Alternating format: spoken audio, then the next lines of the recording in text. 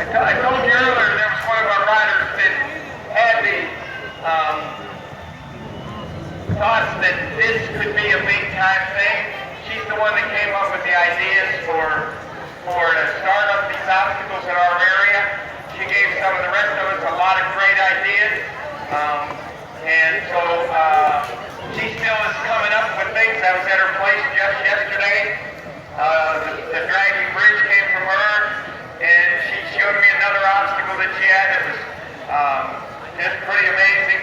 So she's always thinking and keeps herself and the other people that ride with her. We're ready, Casey, when you're ready.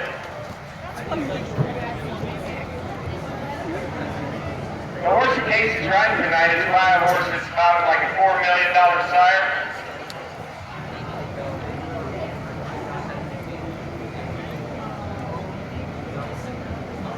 I wondered when one of the riders was going to try this. Remember, I told you were going to get a three-point bonus if you pick the correct horse. We'll see if she's going to be able to change horses here, pick up that bonus.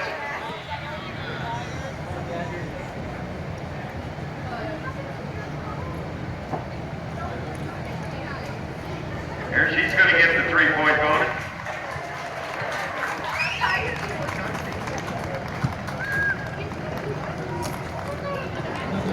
Everybody out here sitting out here going, why didn't she go first? And I could use that idea. All right. So you're always looking at, when you do show, and you're looking to pick up extra points, you're always looking, what way can I do it? This horse is his sire, the horse that they call Gunner, is about a $4 or $5 million sire of winners. He's a very famous horse that a guy by the name of Tim McQuay rode. He was also a white-faced horse like this, and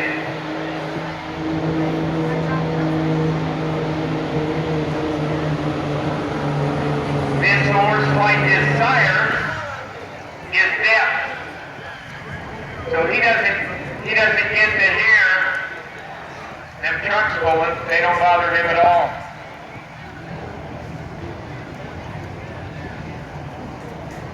All right. Casey shows this horse at a lot of ratings. He's a very talented horse all the way around.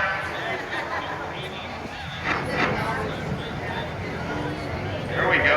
First time you've seen it this way. Now she's going to side pass it over.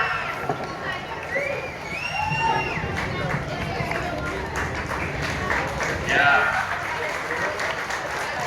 So like I told you, one of your goals is to not only move a horse forward and backwards, but laterally. So she showed you that she had control over this horse forwards, backwards, and laterally. Casey's someone that I've known since she was a very little girl. She kind of grew up like me. She got horses and ponies to ride, but they weren't really anything fancy or anything broke. She's had some help, but she's basically been self-taught. She's always striving to become a better and better rider.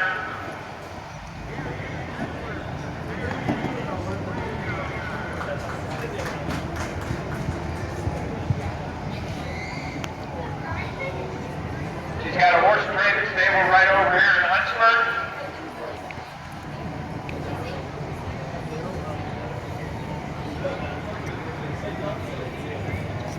And if you go there, I would say you can't go there very many days when she doesn't ride a horse.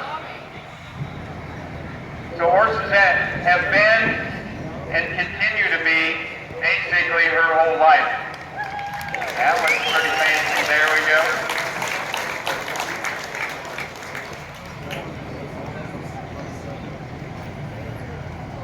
This horse was pretty striking. I remember when she first got it, I never thought she would sell this horse.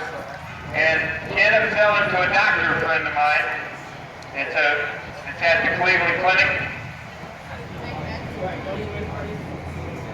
And he had him for a couple of years, and finally, I think she missed him enough that she talked him into buying him back earlier this year.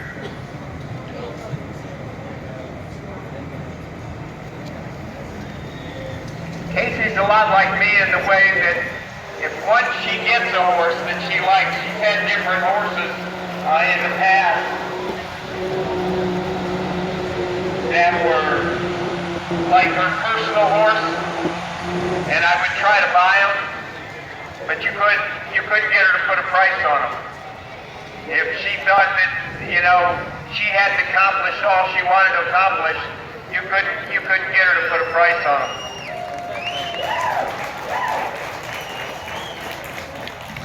So a lot of people think that horse trainers, just do it for a living. When you're a horse trainer, you better like horses and you better like what you're doing, because you can make a lot more money doing something else.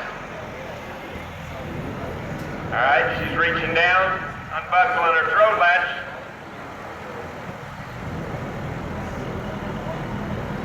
Going to take his bridle off.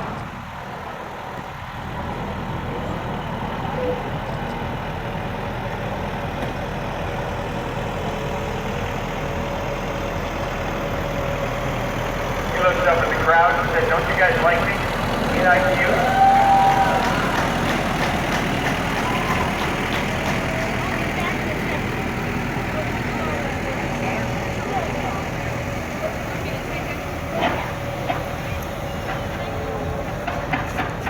On that ride, 6 minutes and 3 seconds.